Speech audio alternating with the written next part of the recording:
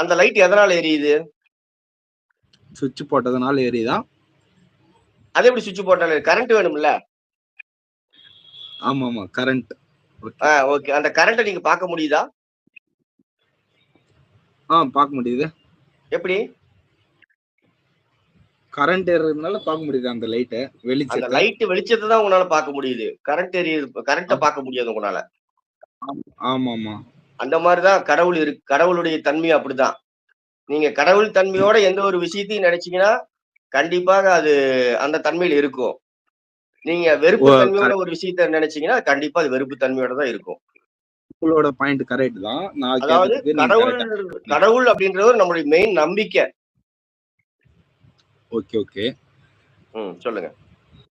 உங்களோட இது வந்து நம்பிக்கை தான் கடவுள், ஓகேங்களா? சில பேர் வந்து கடவுள் இல்லைன்னு சொல்லுவாங்க, சில பேர் கடவுள் இருக்குன்னு சொல்லுவாங்க. நம்பிக்கை